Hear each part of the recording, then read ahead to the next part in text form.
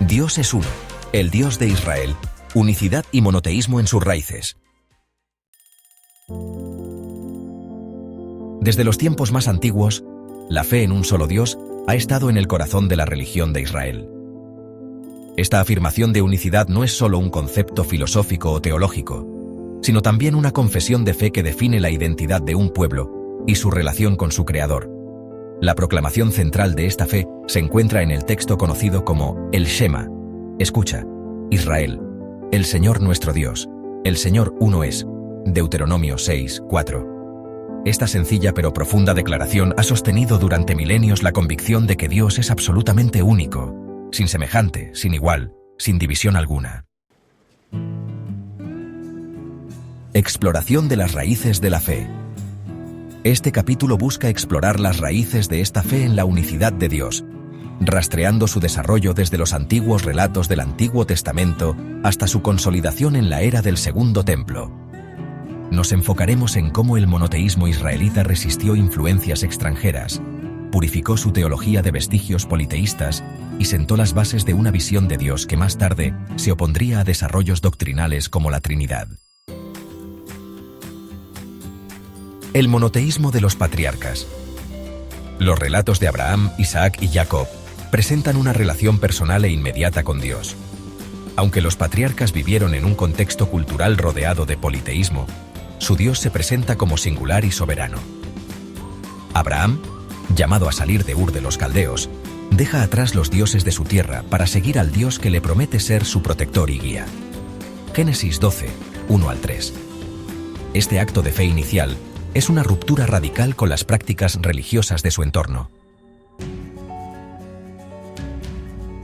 Comprensión progresiva de la unicidad de Dios. Sin embargo, los textos muestran que la comprensión de la unicidad de Dios era progresiva.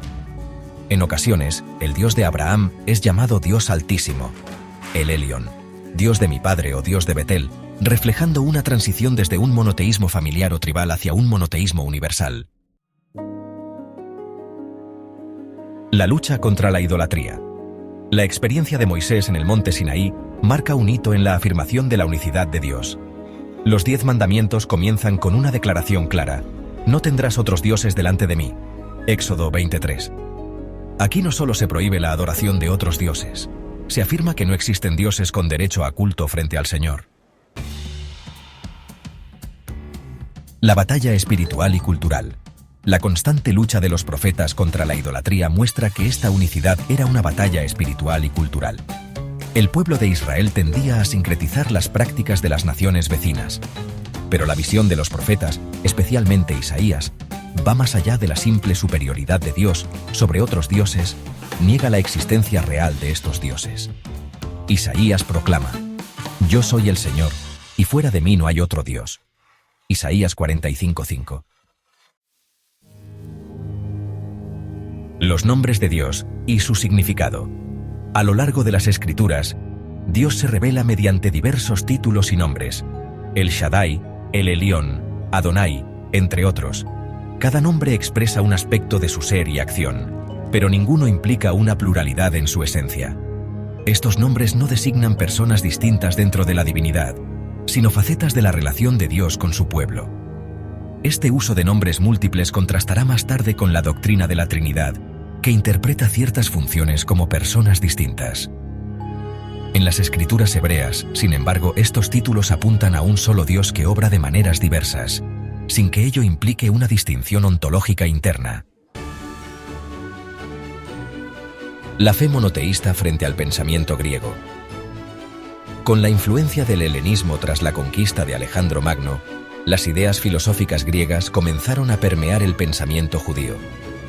Conceptos como el logos, el nous o las hipóstasis introdujeron una manera diferente de hablar de la divinidad. Sin embargo, la tradición judía se mantuvo firme en su rechazo a cualquier mediación ontológica entre Dios y su creación.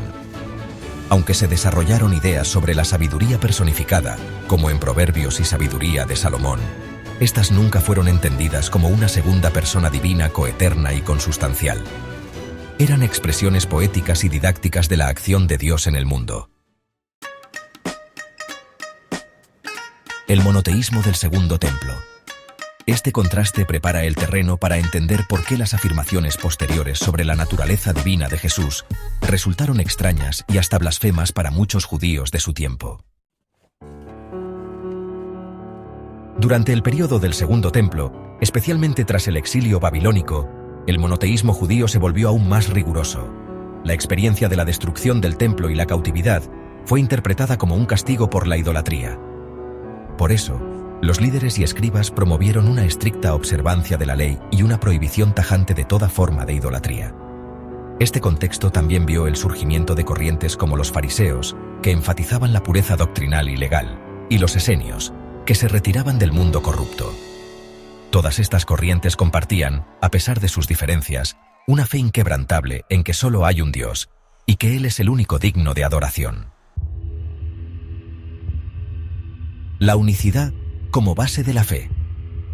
El recorrido por las Escrituras y la historia de Israel muestra que la fe en un solo Dios no fue un desarrollo tardío, sino la columna vertebral de su identidad espiritual.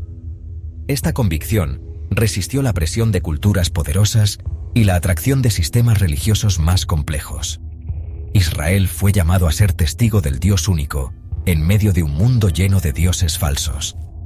Esta misma fe será el fundamento para criticar cualquier doctrina que divida o multiplique la naturaleza divina, incluyendo la doctrina de la Trinidad. Al afirmar que Dios es uno, las Escrituras sientan las bases para una fe monoteísta pura, sin intermediarios ontológicos ni personas divinas adicionales. Contexto político, social y religioso. El siglo IV fue un período crítico para el cristianismo, marcado por intensos debates teológicos y una transformación política decisiva: la repentina conversión de Constantino y la unión de la Iglesia y el Estado. La doctrina de la Trinidad, lejos de surgir como una revelación directa, emergió de este contexto complejo, moldeada por presiones filosóficas, conflictos internos y ambiciones de poder. En este capítulo exploraremos cómo las circunstancias históricas influyeron en su formulación y consolidación. El cristianismo preconstantiniano. Antes de la oficialización del cristianismo bajo el Imperio Romano, las comunidades cristianas eran notablemente diversas en su teología. Existían grupos que enfatizaban la humanidad de Jesús, como los ebionitas, otros que destacaban su naturaleza divina pero subordinada al Padre, como los adopcionistas y arrianos, y corrientes más cercanas al pensamiento gnóstico. No existía una doctrina trinitaria formal ni universalmente aceptada. Para muchos, Jesús era el Mesías, el Hijo de Dios en sentido funcional, pero no igual al Dios único. Las Escrituras reflejaban esta diversidad. Jesús ora al Padre, declara que el Padre es mayor que él, Juan 14:28, y afirma que solo Dios es bueno, Marcos 10:18. El papel de la filosofía griega. A medida que el cristianismo se expandió hacia territorios helenísticos, entró en contacto con el pensamiento filosófico griego. Conceptos como ousia, esencia, e hipóstasis, sustancia o persona, se introdujeron en el lenguaje teológico. Este proceso reflejaba un intento de expresar la fe cristiana en categorías comprensibles para la élite intelectual grecorromana. La progresiva helenización del cristianismo produjo una reinterpretación de la relación entre Dios, Jesús y el Espíritu Santo, pasando de una concepción funcional a una ontológica. Fue en este contexto donde se empezó a hablar de una unidad de esencia entre las tres personas. El Concilio de Nicea. La controversia arriana, encabezada por Arrio, sostenía que Jesús era una criatura excepcional, la primera creación de Dios, pero no coeterno ni consustancial con él. Su famosa frase "hubo un tiempo en que él no era" encapsulaba esta visión. Constantino, buscando la unidad religiosa del imperio, convocó el Concilio de Nicea. Aunque inicialmente no tenía un interés teológico profundo, comprendió que las divisiones doctrinales podían amenazar la estabilidad política. El concilio condenó a Arrio y adoptó el término homoousios, de la misma esencia, para describir la relación entre el Padre y el Hijo. Decisiones y tensiones. Esta decisión no resolvió las tensiones, sino que abrió un siglo de disputas. Hubo concilios posteriores que intentaron modificar o suavizar la fórmula nicena, como en Sirmio y Rímini, demostrando que la doctrina no estaba sólidamente asentada. Intereses políticos y eclesiásticos. La doctrina de la Trinidad no solo respondió a preguntas espirituales o bíblicas, sino también a la necesidad de unificar las diversas corrientes bajo una ortodoxia oficial. La herejía no era solo un error doctrinal, se convertía en una amenaza a la unidad imperial. Al definir la fe correcta, se creaban criterios de inclusión y exclusión, legitimando a unos obispos sobre otros y dando al emperador una herramienta para controlar la Iglesia. La alianza entre trono y altar consolidó una jerarquía eclesiástica que mediaría entre Dios y los fieles, desplazando la experiencia directa de Dios en favor de una estructura doctrinal autorizada.